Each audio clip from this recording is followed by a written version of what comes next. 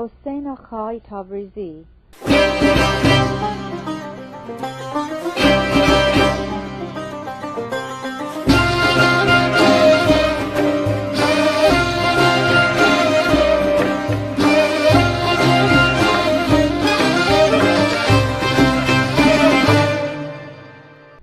This man, who was close to the divine threshold, was the respected son of Ali Askar-i-Tabrízí.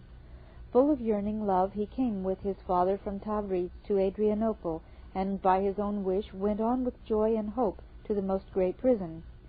From the day of his arrival at the fortress of Áqá, he took over the coffee service and waited upon the friends. This accomplished man was so patient, so docile, that over a 40-year period, despite extreme difficulties, for day and night, friend and stranger alike thronged the doors, he attended upon each and every one who came, faithfully helping them all. During all that time, Ḥusayn-Áqá never offended a soul, nor did anyone, where he was concerned, utter a single complaint. This was truly a miracle, and no one else could have established such a record of service. He was always smiling, attentive as to the tasks committed to his care, known as a man to trust. In the cause of God he was staunch, proud, and true. In times of calamity he was patient and long-suffering. After the ascension of Baha'u'llah, the fires of tests leaped up, and a whirlwind of violation battered the edifice down. This believer, in spite of a close tie of friendship, remained loyal, knowing such strength and firmness that he manifested the words, quote, "In the cause of God, the blame of the blamer shall he not fear," unquote. Not for a moment did he hesitate, nor waver in his faith, but he stood firm as a mountain, proud as an impregnable citadel, and rooted deep. The covenant breakers took his mother away to their own place where her daughter lived. They did everything they could think of to unsettle her faith. To an extent beyond belief, they lavished favors upon her and plied her with kindnesses, hiding the fact that they had broken the covenant. Finally, however, that respected handmaid of Baha'u'llah detected the odor of violation, whereupon she instantly quit the mansion of Baha'I and hurried back to Áqá. Quote, "I am the handmaid of the Blessed Beauty," unquote, she said, quote, "and loyal to his covenant and testament. Though my son-in-law were a prince of the realm, what would that profit me? I am not to be won over by kinship and displays of affection. I am not concerned with external tokens of friendliness from those who are the very embodiment of selfish desire. I stand by the covenant, and I hold to the testament," unquote. She would not consent to meet with the covenant breakers again. She freed herself completely from them and turned her face to God.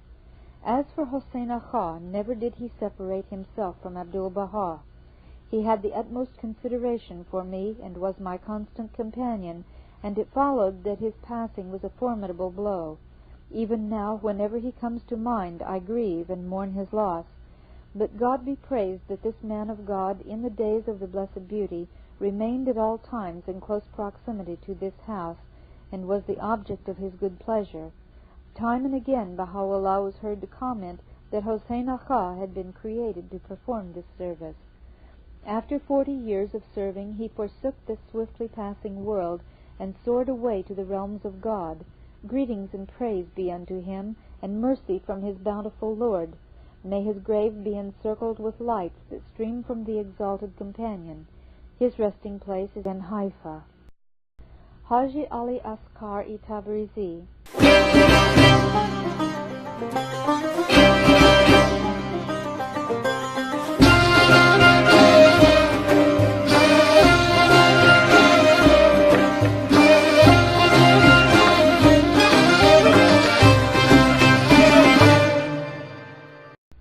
The distinguished Ali Askar was a merchant from Tabriz.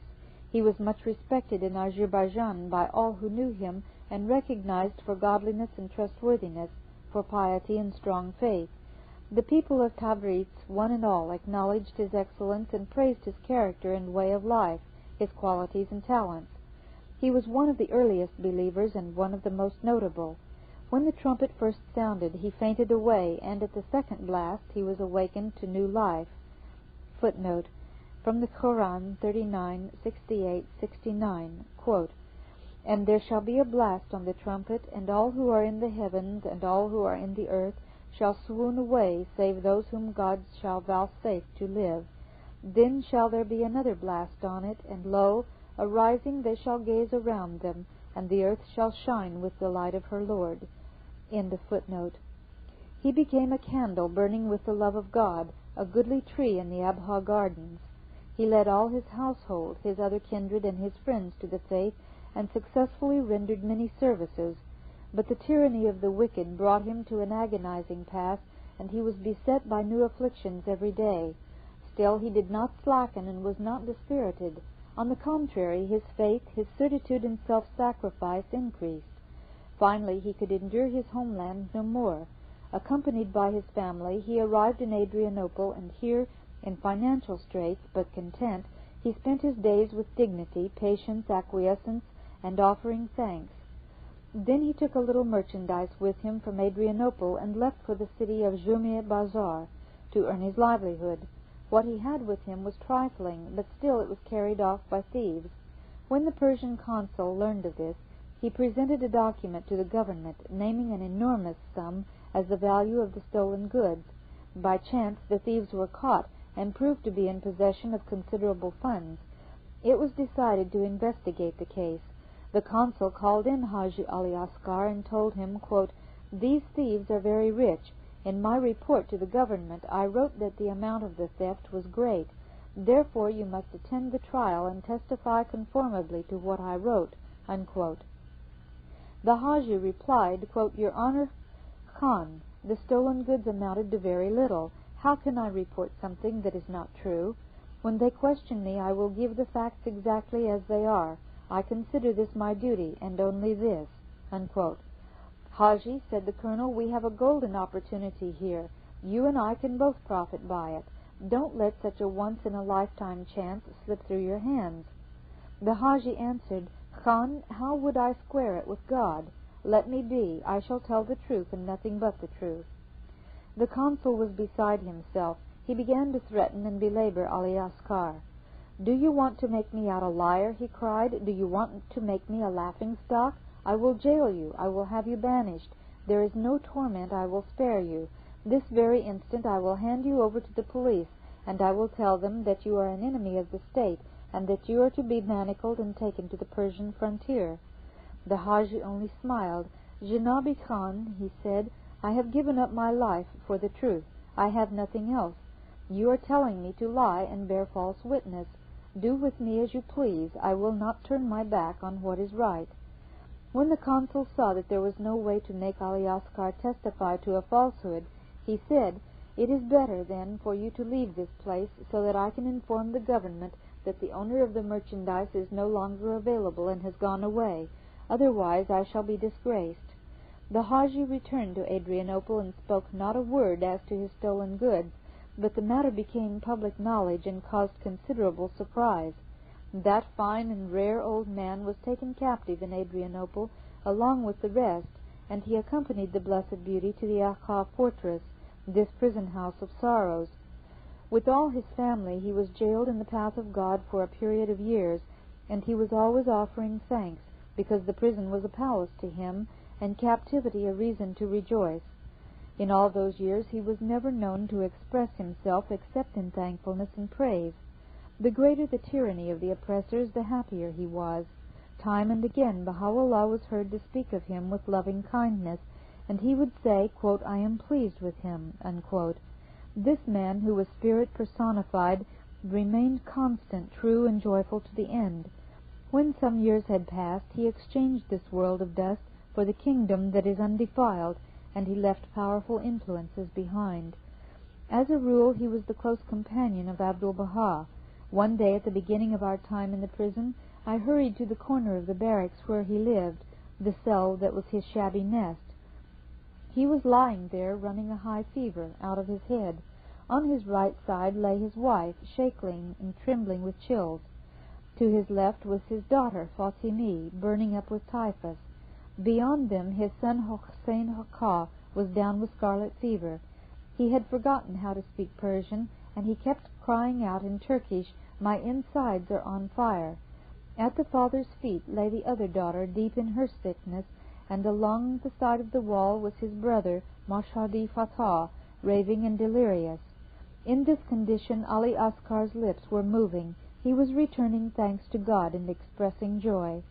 Praise be to God, he died in the most great prison, still patient and thankful, still with dignity and firm in his faith. He rose up to the retreats of the compassionate Lord. Upon him be the glory of the All-Glorious. To him be salutations and praise. Upon him be mercy and forgiveness forever and ever. Áqá Alíy-i-Qazvíní.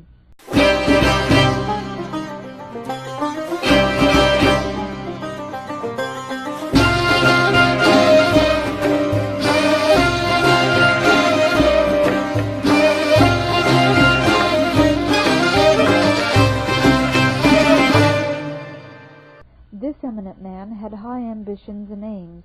He was to a supreme degree constant, loyal, and firmly rooted in his faith, and he was among the earliest and greatest of the believers. At the very dawn of the new day of guidance, he became enamored of the Bab and began to teach. From morning till dark he worked at his craft, and almost every night he entertained the friends at supper. Being host in this way to friends in the spirit, he guided many seekers to the faith, attracting them with the melody of the love of God. He was amazingly constant, energetic, and persevering.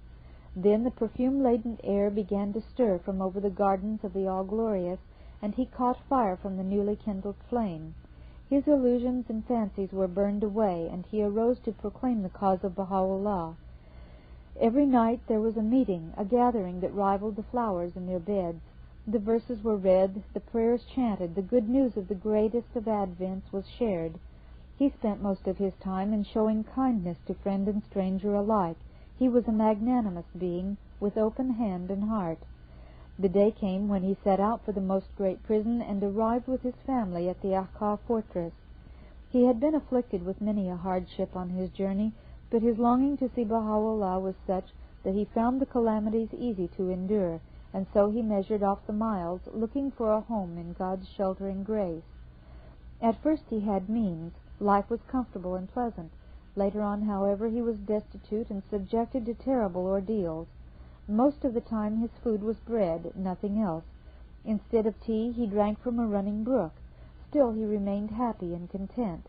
His great joy was to enter the presence of Baha'u'llah. Reunion with his beloved was bounty enough. His food was to look upon the beauty of the manifestation, his wine to be with Baha'u'llah. He was always smiling, always silent, but at the same time his heart shouted, leapt, and danced. Often he was in the company of Abdu'l-Baha. He was an excellent friend and comrade, happy, delightful, favored by Baha'u'llah, respected by the friends, shunning the world, trusting in God.